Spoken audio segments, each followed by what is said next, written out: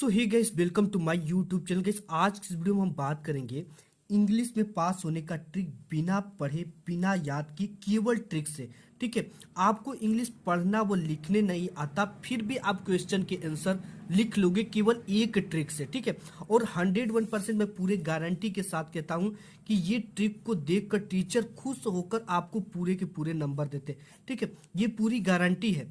ये जो ट्रिक मैं बताऊंगा 100% गारंटी है, टीचर खुश होकर आपको पूरा नंबर देंगे और 100% गारंटी है कि आप पास हो जाओगे। ठीक है, तो इसके लिए मैंने यहाँ पे इंग्लिश का पेपर बोर्ड का ले लिया है और आपको क्या करना है, ठीक है, इसके लिए बोर्ड की कॉपी भी ले लिया और कैसे लिखना है क्वेश्चन के आंसर, चलिए मैं आपको लाइव प्रूफ सब कुछ करके दिखाऊंगा। यहाँ पे मैंने एक बोर्ड का पेपर ले लिया और यहाँ पे बोर्ड की कॉपी ले लिया है। ठीक है, अब देखो आपको कैसे सॉल्व करना। आपको जो भी क्वेश्चन बिल्कुल ना पता हो, सबसे पहले तो आपको इस तरह का अनसीन पैसेज सॉल्व करने के लिए आता है आपके बोर्ड के पेपर में, और देता है कि read the following passage carefully and answer the question given below.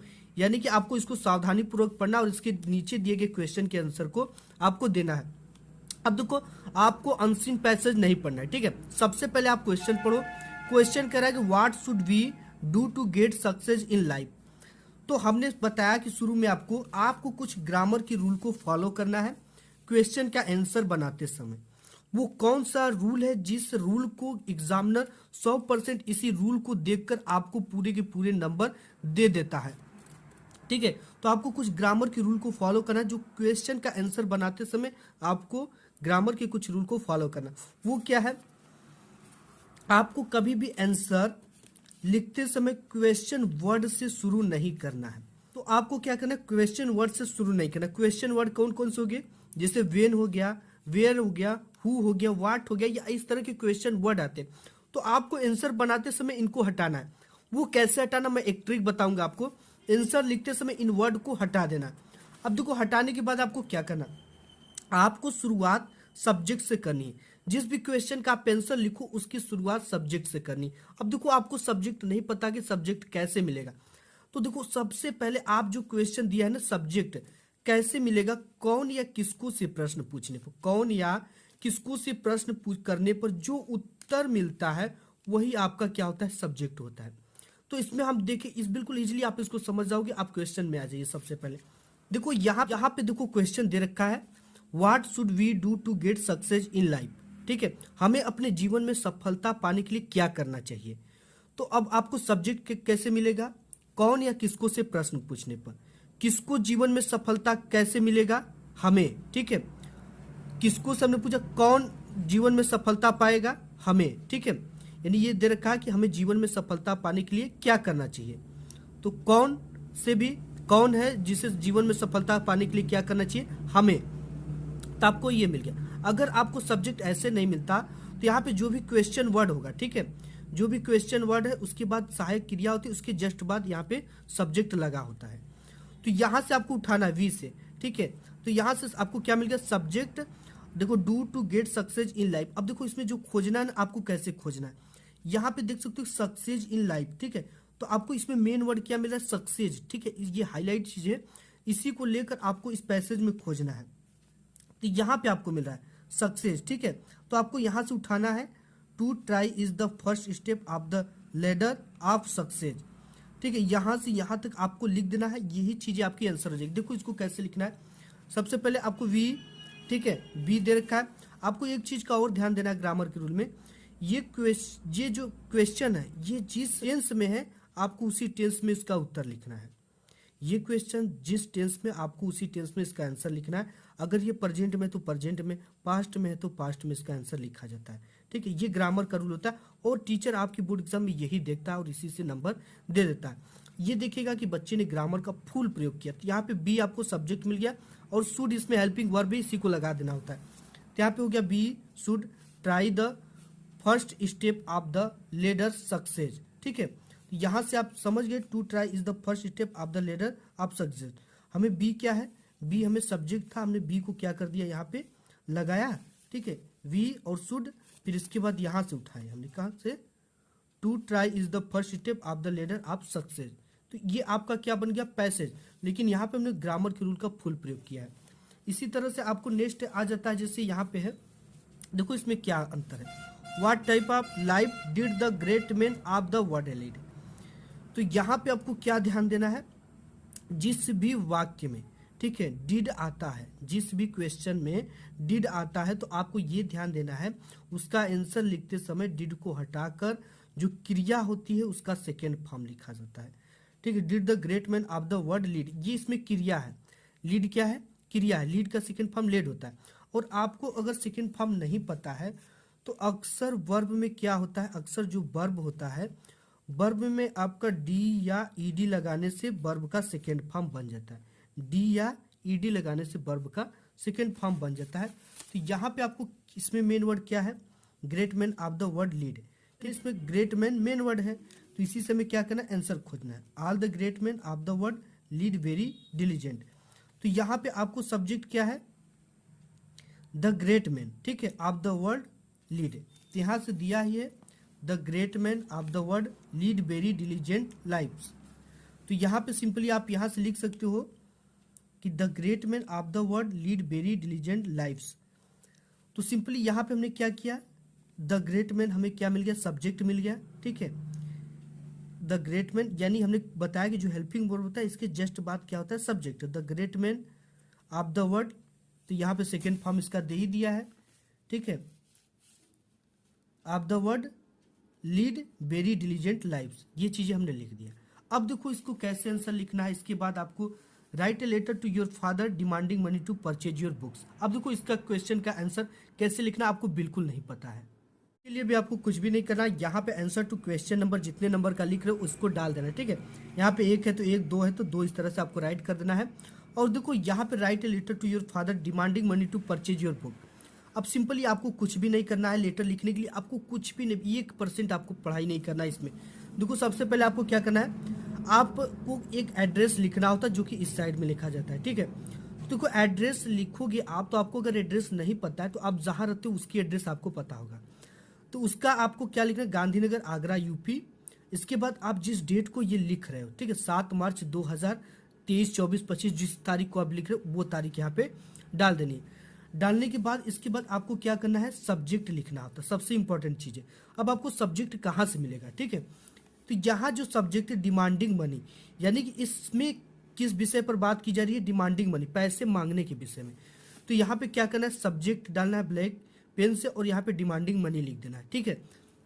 इसके बाद किसको बोल रहा है लिखने के लिए, यहाँ पे योर फादर, ठीक है, तो यहाँ पे जब भी योर आता है तो आप यहाँ पे माई लगा दोगे, योर को हटाकर क्या लगा दोगे, माई लगा दोगे, ठीक है। यहाँ पे माई डियर फादर, फादर को बोल रहे हो तो अच्छे से बोलेंगे हम क्योंकि पैसा लेना हमें, तो माई डियर फादर। अब यहाँ पे क्या लिखना है, एक चीज़ आपको थोड़ी सी याद करना है, विथ मोस्ट रिस्पेक्टफुली, ठीक है, यहाँ पे या ये भी लिख सकते हो या आई बेग टू से, मैं आपसे कहना चाहता हूँ, या विथ मोस्ट रिस्पेक्टफुली, मैं आपको विनम्र पूर्वक कहना चाहता हूँ, with most respectfully I would like to say, मैं आपसे कहना चाहता हूँ, आई नीड सम मनी, मुझे कुछ पैसों की जरूरत है, to purchase my new book. अब देखो यहाँ पे क्या मिल गया, टू लगाना है, टू परचेज, योर की जगह पे क्या लिखना है, माई न्यू बुक, ठीक है, न्यू बुक है तो बुक्स के लिए लेना है तो बुक्स लिखेंगे, न्यू बुक के लिए ले रहा है तो न्यू बुक लिख देंगे। यहाँ से है demanding money to purchase your book, यहाँ से आई नीड, मुझे जरूरत है, सम मनी, कुछ पैसों की, to purchase my new book, बिल्कुल सेम यही चीजें हैं, टू परचेज योर की जगह पे माई बुक, ये लिख दिया। अब इसके बाद आपको इस तरह से डैश डैश दिख रहा है, ठीक है।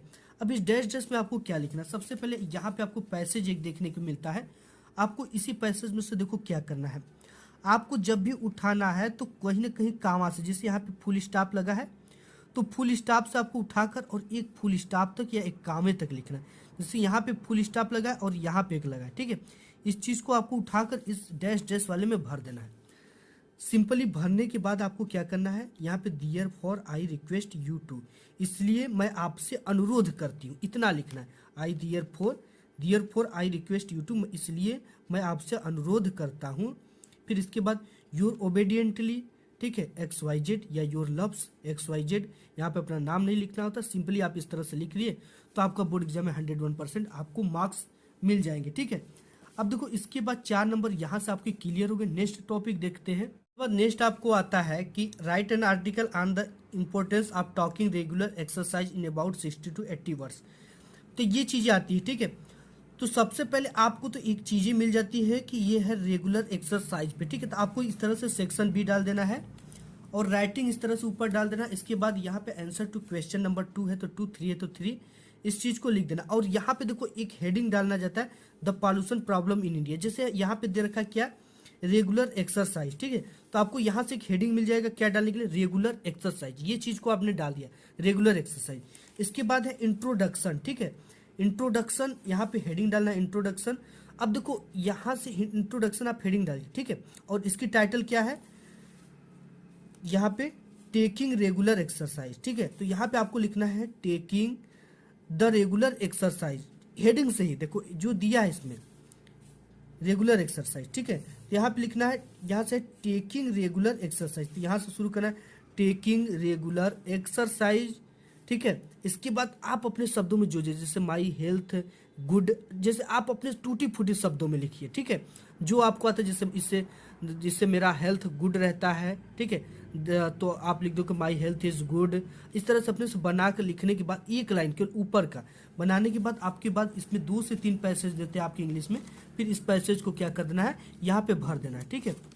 फिर हेडिंग डालना है कीप्स आवर बॉडी एक्टिव, तो लिख देना कि यहाँ पे फिर आपको डालना taking regular exercise keep our body is very active, ठीक है। Is keeps our body is very active. इसी तरह से आपको थोड़ा थोड़ा बना बना के लिखना है, ठीक है। जैसे बॉडी एक्टिव रहता है और आपको सुबह उठने से माई हेल्थ इज, आपको जो भी लिखना है जैसे कि माई हेल्थ इज एक्टिव, मेरा हेल्थ एक्टिव रहता है। आप इस तरह से बना बना के लिखने के बाद इस तरह से आपको क्या करना है, फिर से पैसेज थोड़ी सी उठाना है, कहीं से फुल स्टॉप से यहाँ से उठाना है, एक 2 लाइन इधर का लिख देना है, ठीक है।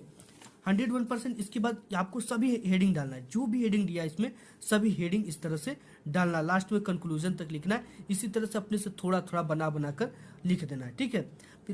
तो इस तरह से आप करोगे तो 101% आपको नंबर मिलेंगे। जैसे यहाँ पे है इंट्रोडक्शन, इस तरह से डालना है और हाईलाइटर से कर देना है। तो जिस तरह से थोड़ा थोड़ा बना बना कर आपको हेडिंग डालना है तो उसके नंबर मिलते हैं। इसके बाद आपको आ जाता है इस बोर्ड एग्जाम में एक लॉन्ग टाइप के क्वेश्चन लिखने के लिए आता है, ठीक है। और आपको इसमें पूरा का पूरा नंबर मिलेगा, 4 नंबर। यहाँ पे देता है answer 1 of the following question in about 60 word, 60 word में आपको लिखना है। अब देखो इसमें थोड़ी सी ग्रामर का आप रूल लगा दोगे, आपको पूरी की पूरी नंबर मिल ही जाएगा, ठीक है। 101% मिलेगा। इसमें देखो क्या है, how did the hailstones affect the field of Lencho, यानी कि जो हेल स्टॉर्म था, जो तूफान था, वो लेंचो के जो खेत है, फील्ड है, उसको किस प्रकार से प्रभावित किया। तो यहाँ से सिंपली आपको क्या लिखना है, देखो यहाँ पे सब्जेक्ट आपको कैसे मिलता है, how did the hail stones, ठीक है। तो लेंचो के खेत को किसने प्रभावित किया, कौन प्रभावित किया, हेल स्टोन ने ना, कौन या किसको से आपको प्रश्न करने पर क्या मिलता है, सब्जेक्ट मिलता है। ना भी मिले तो हमने बताया कि हेल्पिंग वर्ब के जस्ट बाद सब्जेक्ट होता है, हेल्पिंग वर्ब के जस्ट बाद सब्जेक्ट होता है। तो यहाँ से आपको क्या करना, सब्जेक्ट मिल गया द हेल स्टोन्स, ठीक है। अब देखो ये टेंस कौन सा है, प्रेजेंट, ये पास्ट है, ठीक है। तो पास्ट में जब भी डिड लगा होता है तो हमने बताया डिड को हटाकर, और जो इसमें वर्ब होता है यानी क्रिया होता है, ये सब्जेक्ट के जस्ट बाद होता है। इसमें क्या लगा देना है, सेकेंड फॉर्म इसका लगाना। और सेकेंड फॉर्म कैसे बनता है, हमने बताया कि अधिकतर वर्ब में जो वर्ब होता है उसमें डी, ठीक है, डी या ईडी लगाने से वर्ब का सेकेंड फॉर्म बन जाता है। ये चीजें हो गई। तो इसमें हमें क्या करना, सेकेंड फॉर्म लगाना, the hail stones affected the field of Lencho.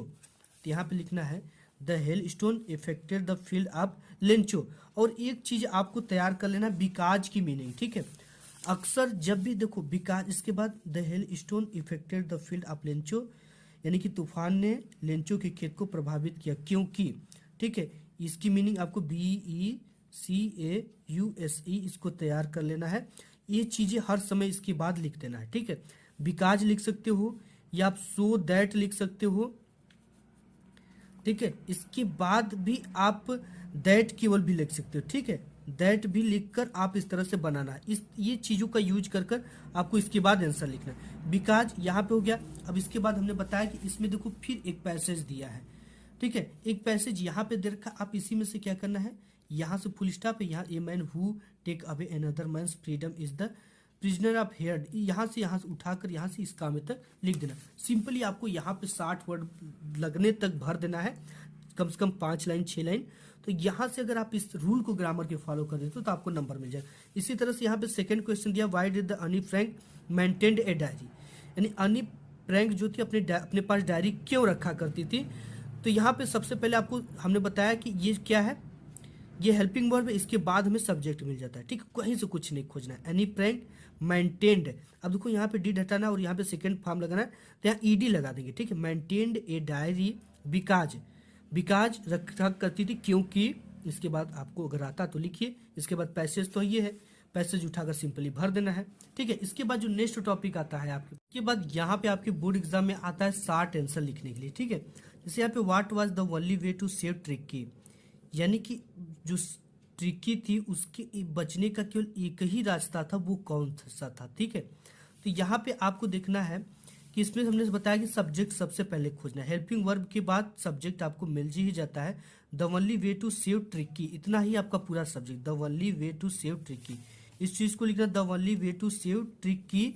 अब इसमें जो भी हेल्पिंग वर्ब लिखा है, यानी जिस टेंस पे जैसे वाज लगा है वाज लगा देना, सब्जेक्ट के जस्ट बाद आपको क्या लगाना है, हेल्पिंग वर्ब, ठीक है। The only way to save tricky was, इसके बाद दैट, ठीक है, दैट की इसके बाद आपको क्या करना, पैसेज दिया है, पैसेज पूरा यहाँ से डैश डैश पे क्या करना है, भर देना है सिंपली। इसी तरह से और भी क्वेश्चन जैसे यहाँ पे है ये, ठीक है, इस तरह से और भी क्वेश्चन यहाँ पे स्टार्ट आ जाते हैं। जैसे यहाँ पे what kind thief Hari Singh was, ठीक है, तो यहाँ पे हरि सिंह से आपको उठा लेना, हरि सिंह वाज, इसके बाद इस यहाँ पे डैश डैश करके पैसेज भर देना, बिकाज उकाज लगाकर, तो इस तरह से आपको भर देना। और नंबर 100 पर बोर्ड एग्जाम में आपका आता है right the central idea of one of the following poems, ठीक है। यहाँ पे कुछ पोएम्स दे देते हैं, इनके आपको सेंट्रल आइडिया लिखना होता है। आपको बिल्कुल भी सेंट्रल आइडिया याद नहीं है, ठीक है, तो आपको सबसे पहले सेंट्रल आइडिया में जो हेडिंग दिया उसको लिखना होता है। जैसे यहाँ पे क्वेश्चन, ठीक है, यहाँ पे आंसर टू क्वेश्चन नंबर आपको डाल देना है, ये जितना भी है। इसके बाद आपको यहाँ से हेडिंग डालना,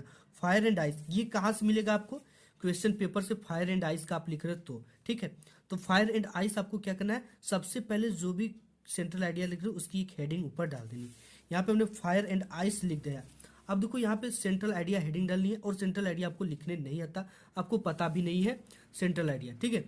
तो यहाँ पे एक लाइन आपको याद करना है, द पोयम, इसके बाद इसका टाइटल, ठीक है, जो टाइटल इस पोयम का name, the poem fire and ice, यहाँ से हमने उठाकर यहाँ पे रख दिया, has been composed by Robert Frost, यानी कि ये the poem fire and ice has been, इसे कंपोज्ड किया है रॉबर्ट फ्रॉस्ट ने, ठीक है, इतना याद कर ले। अब इसके बाद in this poem the poet has described about, यानी कि इस कविता के माध्यम से हमें कवि बताना चाहता है, यानी इस कविता के माध्यम से हमें कवि किसके बारे में बताना चाहता है, ठीक है, बिल्कुल इजी। इसके बाद यही चीज है बस, the poem fire and ice has been composed by Robert Frost, ठीक है, यानी कि ये चीजें तो यहाँ से मिल गई, और इसके बाद हैज बीन कंपोज्ड बाय, इसके लेखक का आपको नाम तैयार करना है, ठीक है, ये जो रॉबर्ट फ्रॉस्ट इसके लेखक है, आपको इसको तैयार रखना है। अगर नहीं आता तो इसको ब्लू पेन से लिखना, ब्लैक से नहीं लिखना, किस लिए, इसलिए कि ये हाईलाइटेड हो जाता है ब्लैक से। तो यहाँ पे द पोयम, यहाँ से मिल गया fire and ice has been composed, ठीक है, हैज बीन कंपोज्ड, इसके बाद बाय रॉबर्ट फ्रॉस्ट, इसके लेखक का आपको नाम तैयार करना है। इसके बाद in this poem the poet has describe about, इस कविता के माध्यम से हमें कभी इसके बारे में बताना चाहता है। इसके बाद आपको पैसेज उठानी है एक बेहतरीन सी, और यहाँ से लेकर यहाँ तक पूरी की पूरी भर देनी है, ठीक है। तो यहाँ से अगर आप ये अगर अप्लाई करते हो तो 101%, मैंने प्रीवियस ईयर के कई बच्चे जो बिल्कुल फेल होते उनको बताया 101% वो पास हो गए और अच्छे मार्क्स के साथ पास हुए। तो आज की इस वीडियो में बस इतना ही, मिलूंगा एक नेक्स्ट वीडियो, तब तक के लिए धन्यवाद।